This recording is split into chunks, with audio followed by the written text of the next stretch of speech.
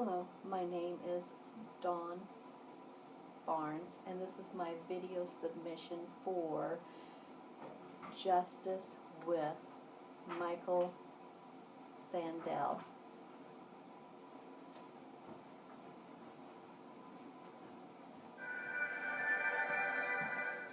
Funding for this program is provided by, additional funding provided by,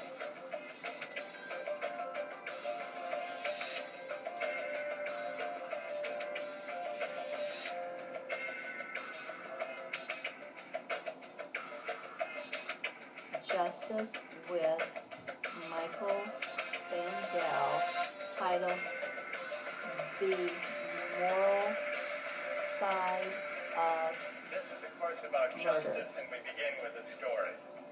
Suppose you're the driver of a trolley car, and your trolley car is hurtling down the track at 60 miles an hour. And at the end of the track, you notice 5 workers working on the track. You try to stop, but you can't. Your brakes don't work. You feel desperate because you know that if you crash into these 5 workers, they will all die. Let's assume you know that for sure. And so you feel helpless until you notice that there is, off to the right, a side track. And at the end of that track, there's one worker working on the track. Your steering wheel works, so you can turn the trolley car, if you want to, onto the side track, killing the one, but sparing the 5. Here's our first question. What's the right thing to do? What would you do? Let's take a poll. How many would turn the trolley car onto the side track? Raise your hands. How many wouldn't? How many would go straight ahead? Keep your hands up, those of you who would go straight ahead. A handful of people would. The vast majority would turn. Let's hear first. Now we need to begin to investigate the reasons why you think it's the right thing to do. Let's begin with those in the majority who would turn to go onto the side track. Why would you do it? What would be your reason? Who's willing to volunteer a reason? Go ahead, stand up. Because it can't be right to kill 5 people when you can only kill 1 person instead. It wouldn't be right to kill 5 if you could kill 1 person instead. That's a good reason. That's a good reason. Who else? Does everybody agree with that reason? Go ahead. Well, I was thinking it's the same reason on 9/11 with regard to people who flew the plane into the Pennsylvania field as heroes because they chose to kill the people in the plane and not kill more people in big buildings. So the principle there was the same on 9/11. It's a tragic circumstance, but better to kill 1 and so that 5 can live. Is that the reason most of you had, those of you who would turn? Yes? Let's hear now from those in the minority, those who wouldn't turn. Yes? Well, I think that's the same type of mentality that justifies genocide and totalitarianism. In order to save one type of race, you wipe out the other. So what would you do in this case? You would, to avoid the horrors of genocide, you would crash into the 5 and kill them? Presumably, yes. You, Yeah. okay, who else? That's a brave answer. Thank you. Let's consider another trolley car case and see whether those of you in the majority want to adhere to the principle, better that 1 should die so that 5 should live.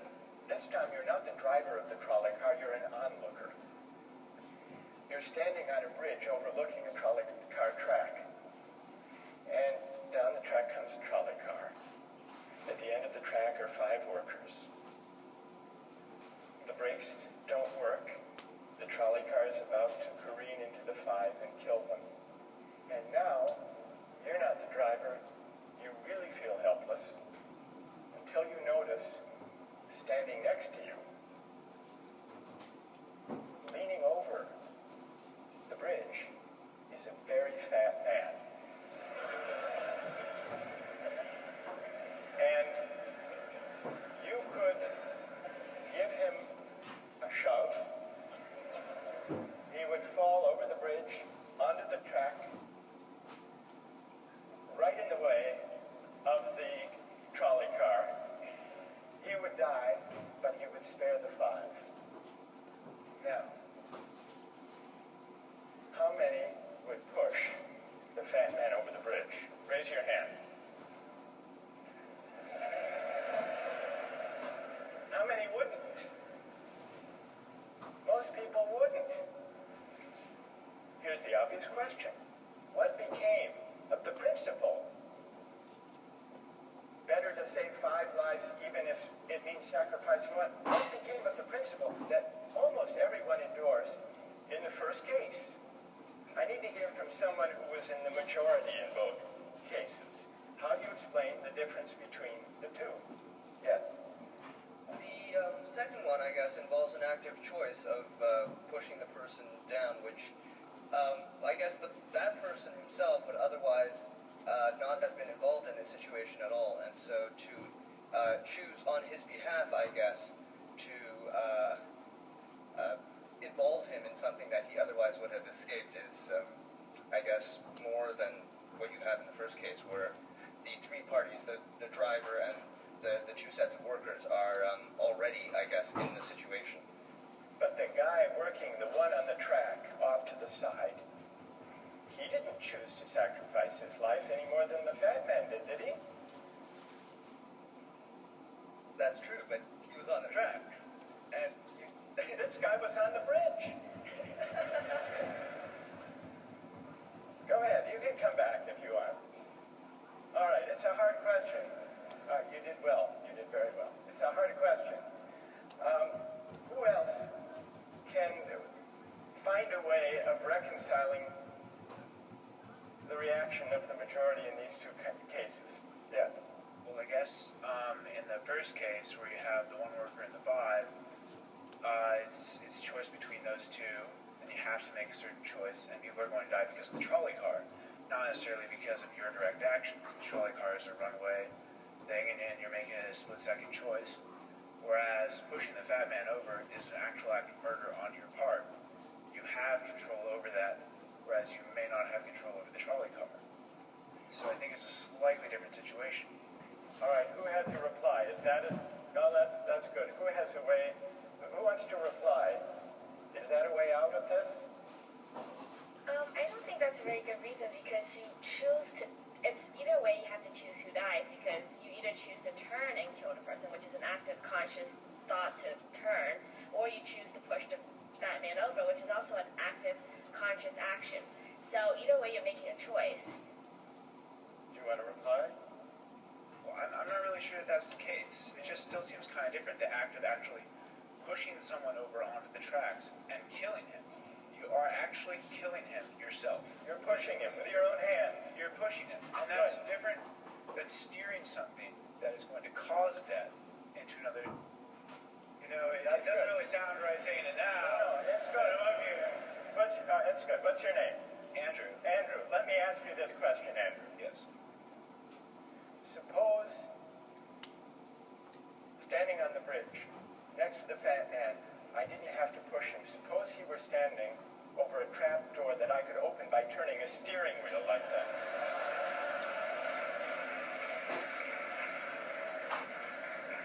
Would you turn?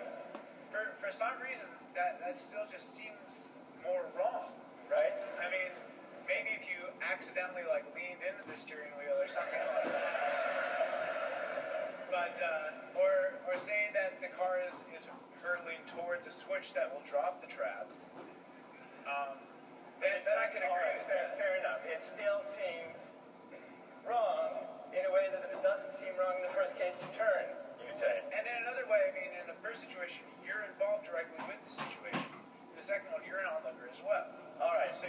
choice of becoming involved or not by All right, pushing the fat bed. let's forget for the moment about this case. That's good. Let's imagine a different case. This time you're a doctor in an emergency room, and 6 patients come to you. They've been in a terrible trolley car wreck. 5 of them sustained moderate injuries. 1 is severely injured. You could spend all day caring for the 1 severely injured victim.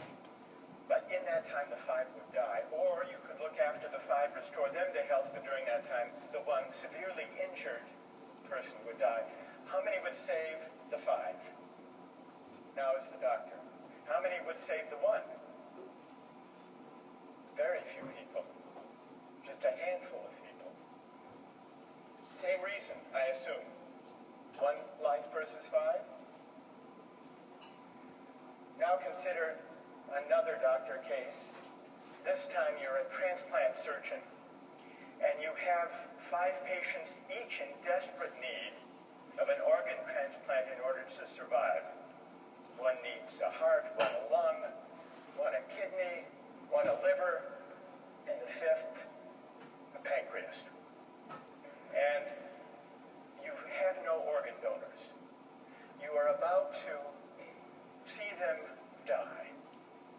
And then it occurs to you that in the next room, there's a healthy guy who came in for a checkup. And he's... You like that? And he's taking a nap.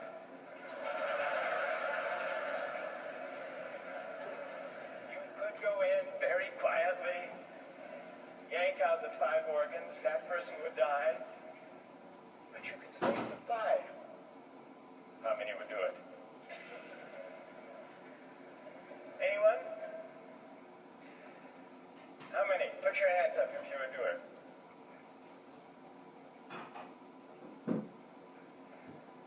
Anyone in the balcony? You would? Be careful, don't lean over too much. What? How many wouldn't? All right. What do you say? Speak up in the balcony. You who would yank out the organs. Why? I'd actually like to explore a slightly alternate possibility of just taking the 1 of the 5 who needs an organ who dies first, using their 4 healthy organs to save the other 4. That's a pretty good idea. That's a great idea. Except for the fact that you just wrecked the philosophical point.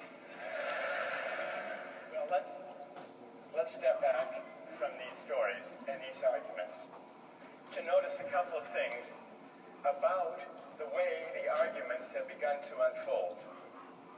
Certain moral principles have already begun to emerge from the discussions we've had.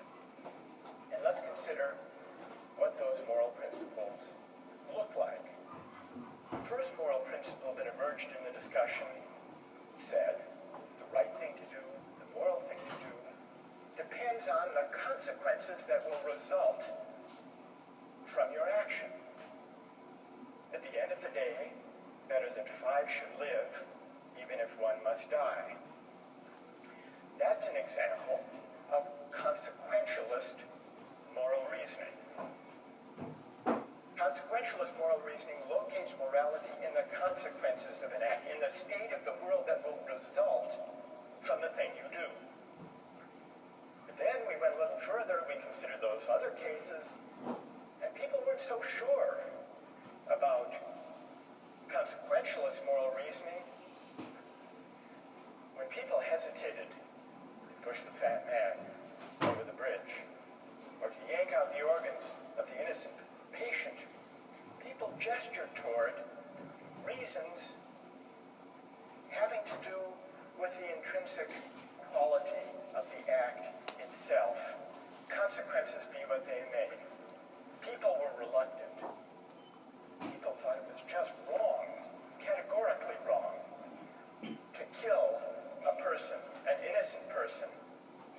for the sake of saving 5 lives. At least people thought that in the second version of each story we considered.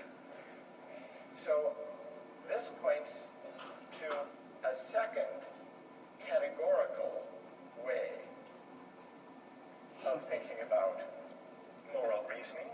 Categorical moral reasoning locates morality in certain absolute moral requirements, certain categorical duties and rights, regardless of the consequences. We're going to explore in the days and weeks to come the contrast between consequentialist and categorical moral principles. The most influential example of consequential moral reasoning is utilitarianism, a doctrine invented by Jeremy Bentham, the 18th century English political philosopher. The most important philosopher of categorical moral reasoning is the 18th century German philosopher Immanuel Kant.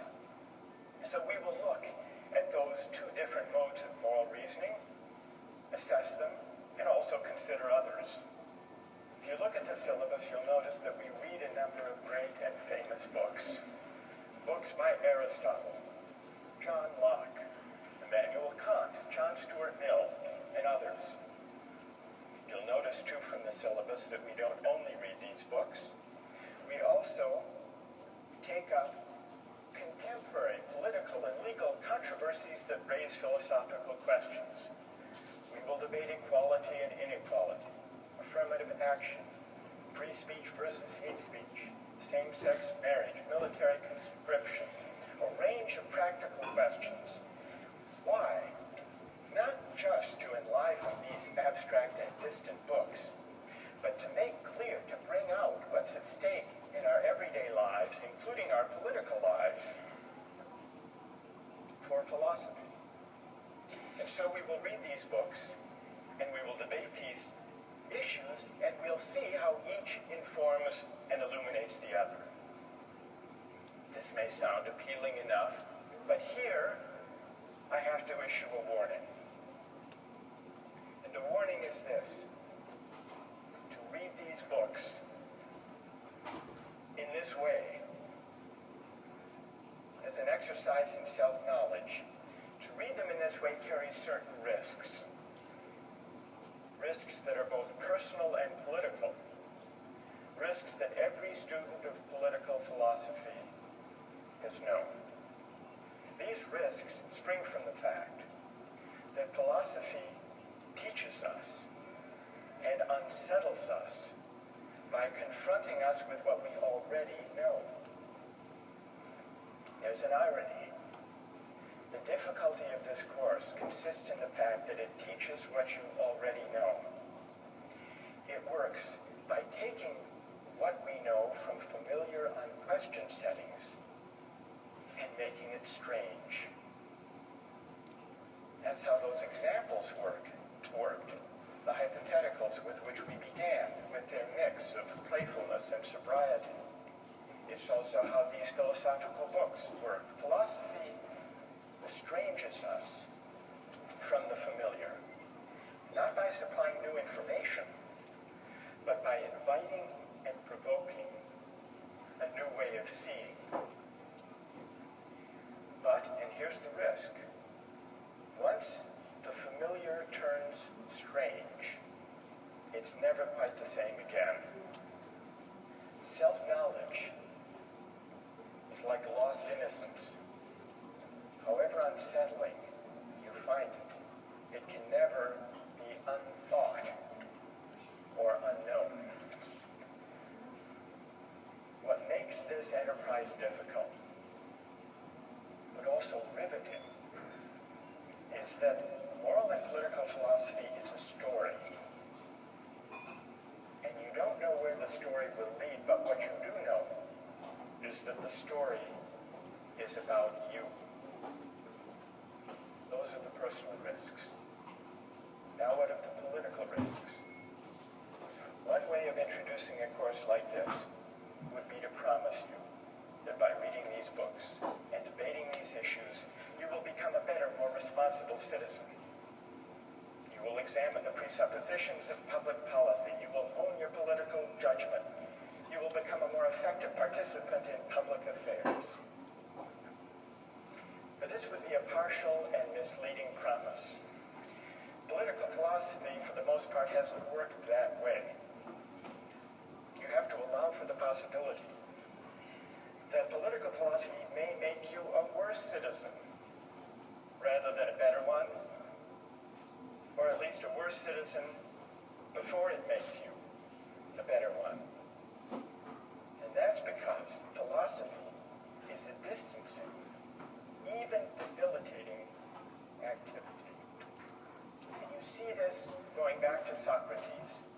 There's a dialogue, the Gorgias, in which one of Socrates' friends, Callicles, tries to talk him out of philosophizing. Callicles tells Socrates, philosophy is a pretty toy if one indulges in it with moderation at the right time of life, but if one pursues it further than one should, it is absolute ruin. Take my advice, Callicles says. Abandon argument. Learn the accomplishments of active life. Take for your models not those people who spend their time on these petty quibbles, but those who have a good livelihood and reputation and many other blessings. So Callicles is really saying to Socrates, quit philosophizing, get real, go to business school. And Callicles did have a point. He had a point because philosophy distances us from conventions, from established assumptions, and from settled beliefs. Those are the risks, personal and political. And in the face of these risks, there is a characteristic evasion. The name of the evasion is skepticism. It's the idea, well, it goes something like this. We didn't resolve once and for all either the cases or the principles we were arguing when we began. And if Aristotle and Locke and Kant and Mill haven't solved these questions after all of these years, who are we to think that we here in Sanders Theater over the course of a semester can resolve them? And so maybe it's just a matter of each person having his or her own principles and there's nothing more to be said about it. No way of reasoning. That's the evasion of skepticism, to which I would offer the following reply. It's true, these questions have been debated for a very long time. But the very fact that they have recurred and persisted may suggest that though they're impossible in one sense, they're unavoidable in another. And the reason they're unavoidable, the reason they're inescapable, is that we live some answer to these questions every day. So skepticism, just throwing up your hands and giving up on moral reflection, is no solution. Immanuel Kant described very well the problem with skepticism when he wrote, "Skepticism is a resting place for human reason, where it can reflect upon its dogmatic wanderings, but it is no dwelling place for permanent settlement. Simply to acquiesce in skepticism," Kant wrote, "can never suffice to overcome the restlessness of reason." I've tried to suggest through these stories and these arguments some sense of the risks and temptations, of the perils and the possibilities. I would simply conclude by saying that the aim of this course is to awaken the restlessness of reason and to see where it might lead. Thank you very much.